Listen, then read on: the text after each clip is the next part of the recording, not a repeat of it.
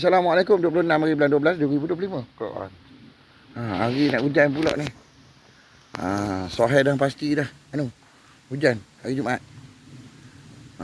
InsyaAllah. Mungkin kau bersiaran nanti dia hujan. Ke macam mana? Yabanism yang aku bagi tahu tu kristenisasi dengan sahanism. Yang berlaku konsep dia dekat tahun 2000. Kan? Dengan ganja geng Rastafaria yang India tu kan, Rastafaria Rastafarila kan ke Rastafaria ni dia banyak dekat belah Batam tu kan.